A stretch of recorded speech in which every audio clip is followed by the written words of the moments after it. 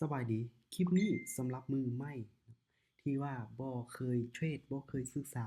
แบบบ่รู้หยังเลยเกี่ยวกับการเทรดเนาะคลิปนี้เนาะจะมาแนะนำก่อนอื่นเบิดเนาะให้ทุกคนทำความเข้าใจเนาะแพลตฟอร์มก่อนเนาะเดี๋ยวจะมาแนะนำเทื่อละจุดเนาะจุดที่หนึ่งก็คือบ่อนนี้เนาะก็คือ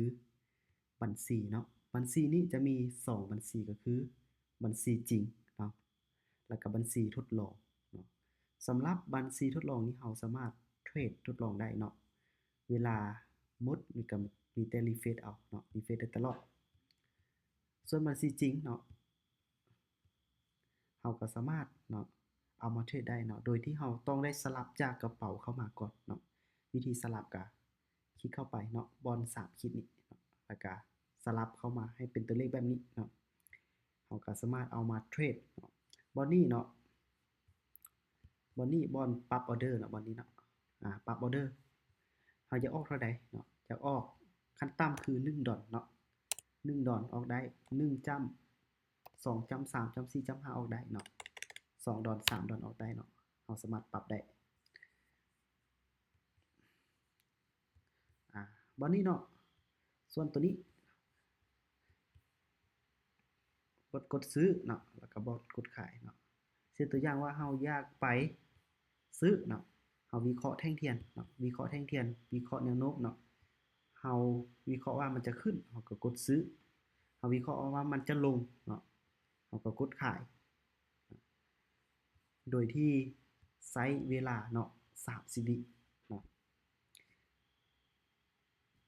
เดี๋ยวจะมากดออกออเดอร์ให้เบิ่งจัก1ออเดอร์เนาะ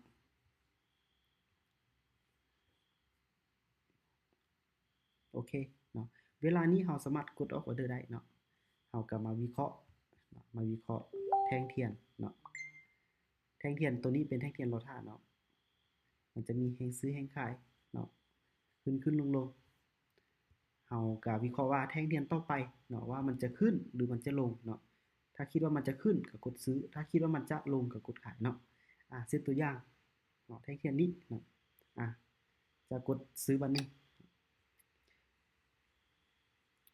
โอเคเนาะเราต้องกดก่อนเวลาจะหมดเด้อทุกคนเด้อเนาะ5วิก็ได้4วิก็ได้เนาะถ้ามั่นใจก็กดแต่10วิเนาะ